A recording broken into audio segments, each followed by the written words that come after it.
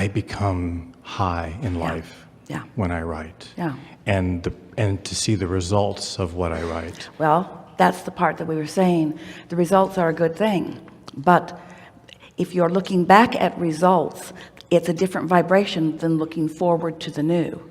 And that is the tripping point for so many, is what we are saying to you. As you enjoy the now, as you are interpreting it, rather than looking back at what you interpreted under different conditions, your pleasure in writing will increase dramatically as you let your emphasis be upon the moment in time, the function, the experience, the emotion, the flow, the thrill, the clarity, the focus, the thrill, the clarity of the flow. Because when you focus back on it, it's not as powerful a moment. It's like if you were sculpting clay, hands in the clay, that's the creative process. Once a statue is standing there, make another one. Yeah. So what I'm trying to figure out is, as I'm creating, getting this work produced, I'm led, literally, things drop in my lap.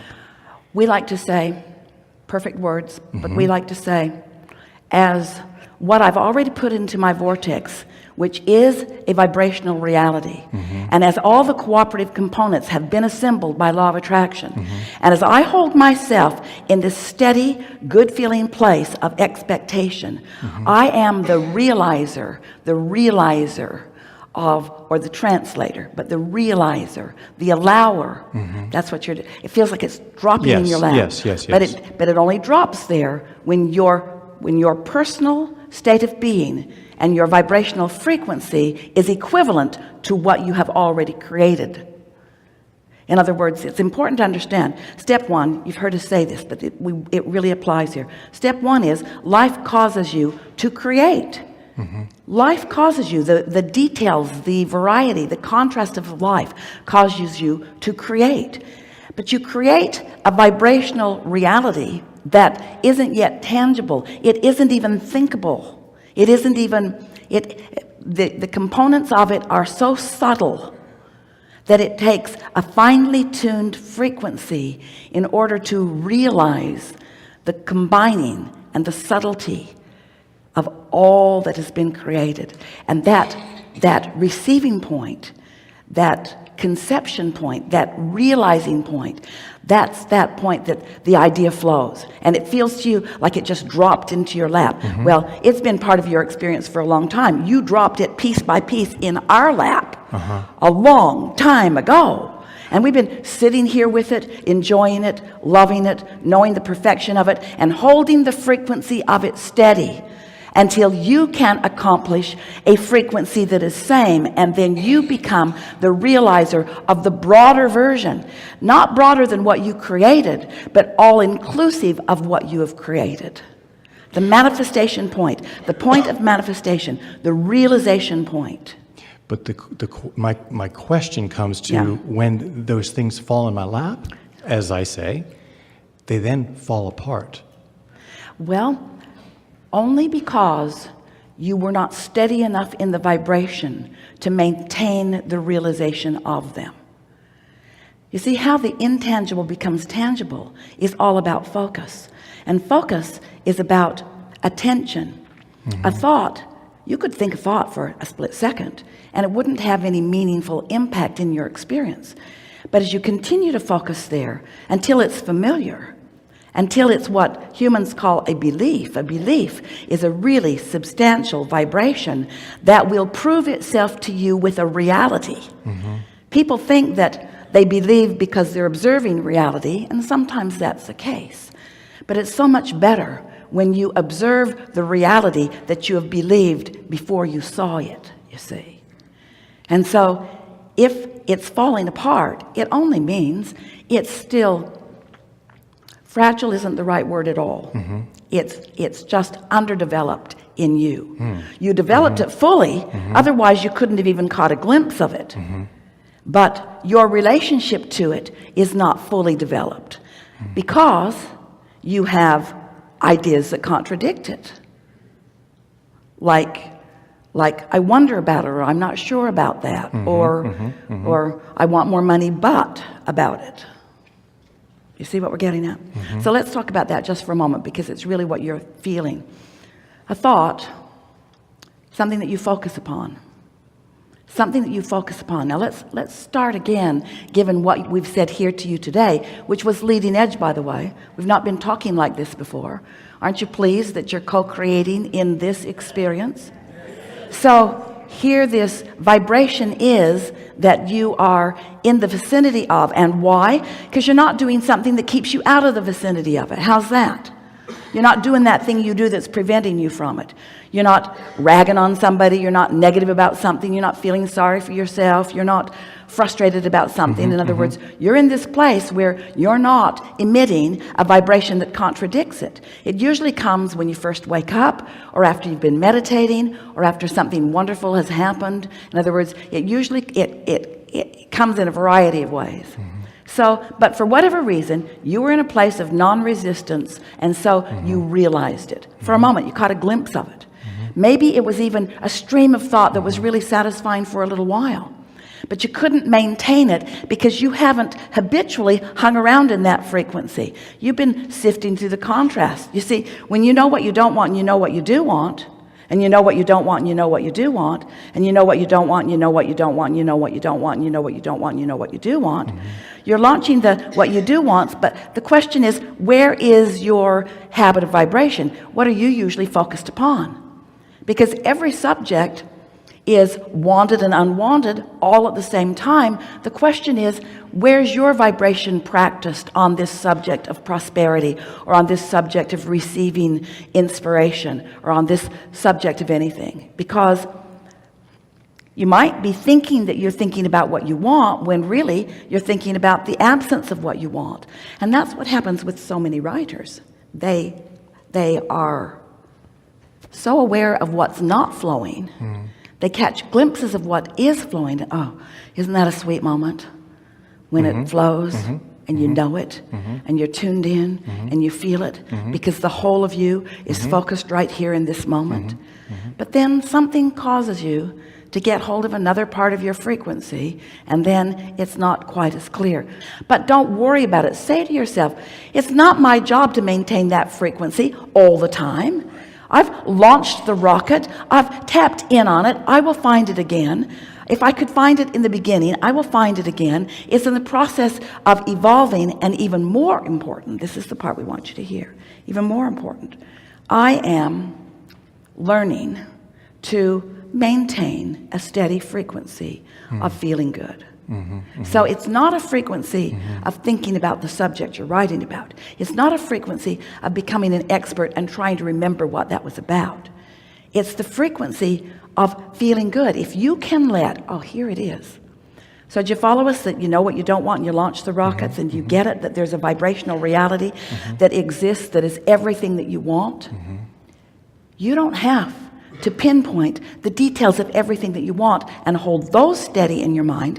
That's not what we mean when we say maintain the frequency. You just have to not offer an opposing vibration. So in simple terms, you just got to find something to feel happy about, something to feel glad about, anything. It could be so far off the subject of your book that it's not even in the same realm at all, but your happiness will put you in a frequency that you will click right back in to that leading edge place that you are enjoying so much. I understand that. We know you do, because it happens all the time. You can get back to it all the time. Right. So what is writer's block? Writer's block is, I can't say that I have writer's block, though. We don't say that either, but we want to use this as an example. Okay. What writer's block is a vibration that in this moment is disallowing what you've already written. You're not allowing yourself to translate what life has caused you to already know. Almost everybody has a version of writer's block. We could call it desirer's block. We could call it preventing myself from the full realization in this moment of everything that I am. The things that fall apart are getting the writing to the next level. The meeting of the people who are supposed to take it and get it produced. Also, what you're saying to us is, when it's just you and you, I'm fine. so your expectation of your ability to receive has been practiced so that that part of it is easier. When you focus upon what they're not doing, that's what you're creating. That's the part of the scenario that you are realizing, because you are the perceiver of this outcome. You let it come out. Outcome. You let it come out, and it comes out as you perceive it. So if you perceive it, even though it feels like this is just an accurate, truthful description of what's happening, and we say that's not creating reality, that's regurgitating reality, that's observing reality, that's extending reality. If you want to create a different reality, you got to tell a different story. You got to feel it different than it is. Well, Abraham, how am I supposed to feel something different than it is? Well, you got to stop looking at what is, for one thing, because every time you look at it, you make that a bigger part of your vibrational practice, you see. Mm-hmm. To raise your vibration is to be happy. Understood. What I feel, and this ultimately comes down to the boiling of my question. Yeah. To raise my vibration. To allow my vibration to raise. To allow I don't my have to vibration. raise. I don't have to raise it. It wants up, Mm-hmm. and the only reason it's not going up is because I'm holding it down. So to stop holding my vibration down, that's a better way to phrase that. To stop holding my vibration down. Mm-hmm. Do you hear the difference? Big distinction. You don't have to raise it up. It's naturally going up. Got it. Well, we just want to make sure. Okay. So contradictory thought is you introducing resistance into this path that really could be resistance free. The path of least resistance, it's just going with the flow. It's just letting yourself receive what you've already created. So the path of least resistance feels like ease, and it feels like fun, mm-hmm. and it feels like satisfaction, and mm-hmm. it feels like clarity. Mm-hmm. And so you can tell when you're on the path, mm-hmm. and you can tell when you're not. You can tell when you're hindering it. Mm-hmm. It also is helpful to realize that the path is right at your feet all the time. It's not like you got to look for it and find it and go get on it somehow. So our message is, don't try to make anything happen, because in many cases you're trying to buck a current that you've created and you just can't get across it.